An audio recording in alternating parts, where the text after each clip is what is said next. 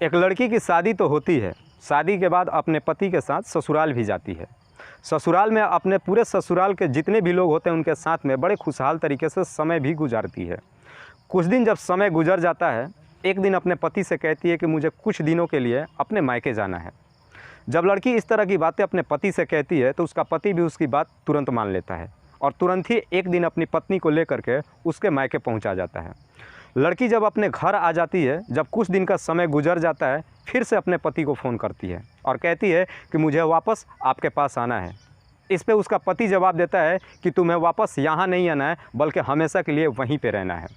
जब इस तरह की बातें उसका पति जवाब देता है, ये सारी बातें वो लड़की अपने माता पिता से कहती है।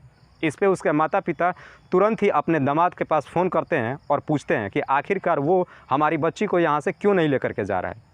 इस पे दामाद जवाब देता है कि दरअसल तुम्हारी बेटी प्रेग्नेंट है और उसके पेट में जो बच्चा पल रहा है वो बच्चा मेरा नहीं बल्कि किसी और का है। और मात्र इतनी सी बात कह करके वो अपना पल्ला झाड़ लेता है। लेकिन जब इस बात की खुलासा होती है, लोगों को पता चलता है, तो किसी को भी अपने कानों पे यकीन ही नहीं होता है। वाकई में दोस्तों, आज की जो कहानी है यह कहीं ना कहीं इंसानियत को भी शर्मसार कर देने वाली है। नमस्कार, आदाब, मैं हसमुद्दीन और आप देख रहे हैं सफ़र क्राइम तक। आज की जो सच्ची घटना मैं आपको सुनाने वाला हूं, दरअसल ये घटना है उत्तर प्रदेश की।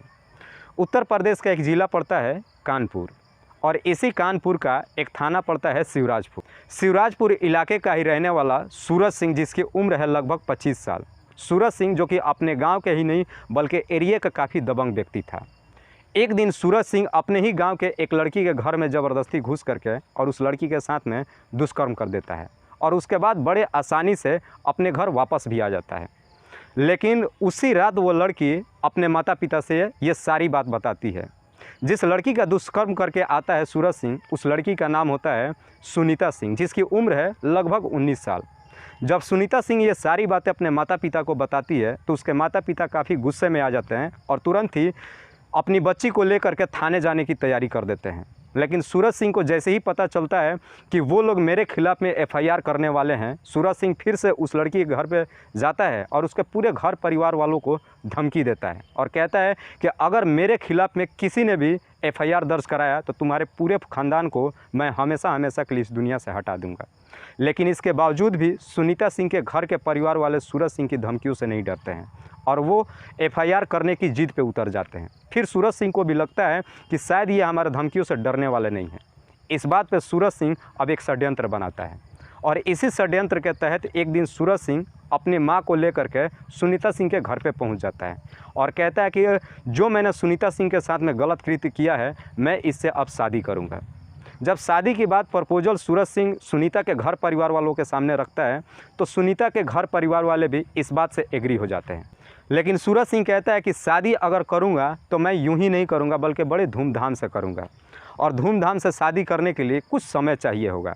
तो बेहतर है कि पहले हम शादी की तैयारी करते हैं और फिर एक दिन मुकर्रर करके और फिर उस दिन हम शादी भी कर लेंगे।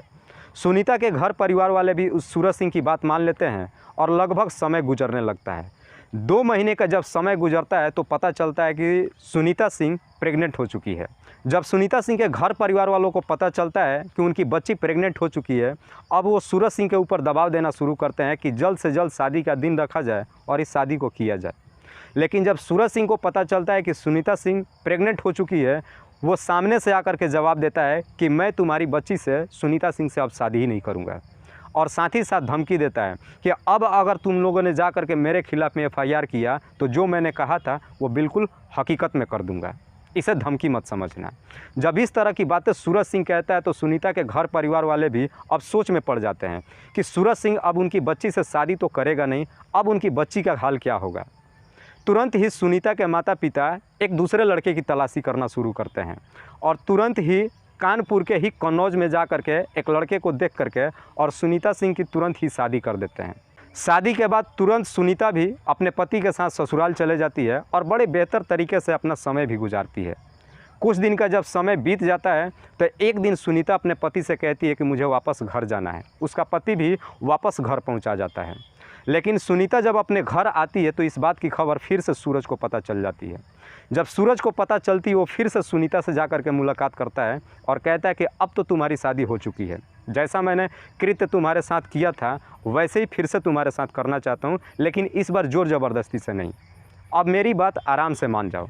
लेकिन सुनीता सूरज की एक भी बातें नहीं मानती है। इस पे सूरज सुनीता को धमकी देते हुए कहता है कि अगर तू मेरी बात नहीं मानेगी तो मैं वो सारी सच्चाई तुम्हारे पति से जा कर के बता दूंगा कि जो तुम्हारे पेट में बच्चा पल रहा है दरअसल वो तुम्हारे पति का नहीं, मेरा है। लेकिन सूरज की इस धमकियों से भी सुनीता नहीं डरती है। जब सुनीता सूरज की बातें नहीं मानती है तो गुस्से में सूरज आ करके और वाकई में एक दिन सुनीता के पति से ये सारी बातें जा करके बता देता है। सुनीता जब वापस अपने ससुराल जाने की बात अपने पति से कहती है तो उसका पति कहता है कि तुम्हें वहीं पे रहना है। अब सुनीता ना तो अपने ससुराल जा सकती थी और ना ही सूरज के पास जा सकती थी, क्योंकि सूरज उसको केवल इस्तेमाल कर रहा था। सूरज को लग रहा था कि अब सुनीता कहीं की भी नहीं है, अब उसके साथ ज़ोर ज़बरदस्ती कर सकता है। और ठीक 5 सितंबर 2022 को एक बार फिर से सूरज ने सुनीता के साथ बिल्कुल वैसे ही कृत्य किया जैसे उसने शादी से पहले किया था। लेकिन इस बार जब सूरज सुनीता के साथ में इस तरह की हरकत करता है तो सुनीता तुरंत ही अपने माता पिता को लेकर के शिवराजपुर पुलिस थाने पहुंच जाती है और वहां पे मुकदमा दर्ज कराने की कोशिश करती है। लेकिन जब सुनीता पुलिस वालों को अपनी पूरी कहानी बताती है तो जब सूरज का नाम पुलिस वाले सुनते हैं तो उनका मुकदमा नोट करने से साफ इनकार कर देते हैं, क्योंकि सूरज वाकई में अपने एरिया का काफ़ी दबंग आदमी था। ये काफ़ी कोशिश करते हैं अपने एफआईआर नोट कराने के लिए, लेकिन शिवराजपुर पुलिस के जितने भी अधिकारी थे कोई भी इनका मुकदमा दर्ज नहीं करता है। लेकिन इस बार सुनीता भी अपने एक पैर पे खड़ा हो चुकी थी।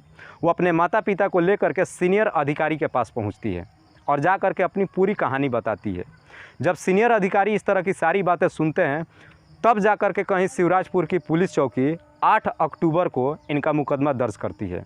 मुकदमा तो दर्ज कर लेती है लेकिन इसके बावजूद भी सूरज की गिरफ्तारी नहीं करती है। सुनीता के घर परिवार वाले पुलिस वालों के ऊपर काफ़ी दबाव देते हैं कि सूरज की गिरफ्तारी की जाए।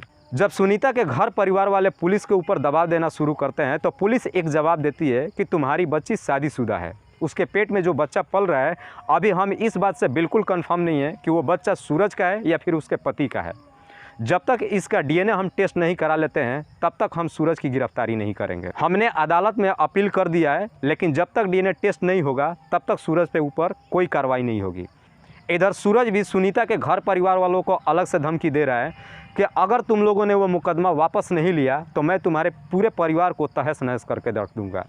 सुनीता के घर परिवार वाले पुलिस वालों से जा करके ये तमाम बातें कहते हैं कि सूरज हमें फिर से धमकी दे रहा है, आप जल्द से जल्द कोई कदम उठाएं। लेकिन पुलिस वाले कहते हैं कि जब तक अदालत से हमें परमिशन नहीं मिल जाता है, जब तक हम इसका डीएनए टेस्ट नहीं करा लेते हैं तब तक हम सूरज की गिरफ्तारी नहीं कर सकते हैं। फिलहाल अभी ये मामला कोर्ट में चल रहा है। देखना अब ये है कि आखिरकार कब तक अदालत से नोटिस मिलती है, सुनीता का डीएनए टेस्ट होता है और सूरज की गिरफ्तारी होती है। दोस्तों, इस कहानी को सुनाने का उद्देश्य मुझे किसी को परेशान नहीं करना है, किसी को तकलीफ़ नहीं पहुंचाना है। बस आपको बताना है आप जहां भी रहें सुरक्षित रहें और अपनों का ख्याल रखें। तब तक के लिए जय हिंद, जय भारत।